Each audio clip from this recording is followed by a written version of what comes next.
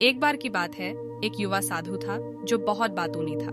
वह किसी भी चीज और हर चीज के बारे में बात करता रहता था और ऐसा लगता था कि उसके पास कभी भी शब्द खत्म नहीं होंगे। एक दिन साधु के शिक्षक उसे एक तरफ ले गए और कहा, तुम बहुत बोलते हो, तुम्हें मौन की शक्ति सीखनी चाहिए। यह सुनकर साधु को खुशी नहीं हुई। उसने सोचा कि बात करना अच्छी बात है और उसे समझ नहीं आया कि उसे बात क्यों बंद करनी चाहिए। लेकिन शिक्षक जिद पर अड़े रहे और भिक्षु अंततः चुप रहने की कोशिश करने के लिए सहमत हो गए। अगले दिन साधु बाहर चला गया और चुप रहने की कोशिश की। यह आसान नहीं था। वह अपने मिलने वाले हर व्यक्ति से बात करना चाहता था, लेकिन उसने खुद को चुप रहने के लिए मजबूर किया। पहले तो यह बहुत कठिन था, लेकिन जैसे जैसे दिन बीतता गया उसे इसकी आदत पड़ने लगी।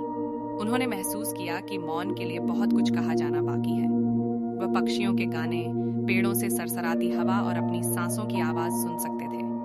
वह अधिक स्पष्टता से सोच सकते थे और वह वर्तमान क्षण पर ध्यान केंद्रित करने में सक्षम थे। दिन के अंत तक साधु को खुशी हुई कि उसने अपने शिक्षक की बात सुन ली। उन्होंने महसूस किया कि मौन एक शक्तिशाली उपकरण है और उन्होंने इसे अधिक बार उपयोग करने की कसम खाई। कहानी का सार यह है कि मौन एक शक्तिशाली शक्ति हो सकती है।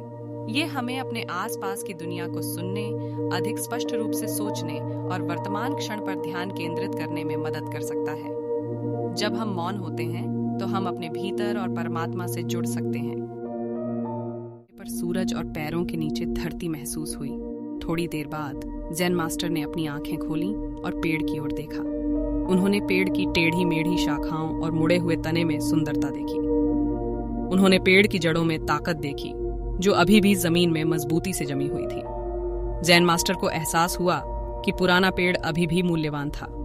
भले ही वह पुराना था और अब उतना मजबूत नहीं था जितना पहले हुआ करता था। पेड़ ने उन्हें सिखाया था कि भले ही चीजें पुरानी और टूटी हुई हों, फिर भी वे मूल्यवान हो सकती हैं।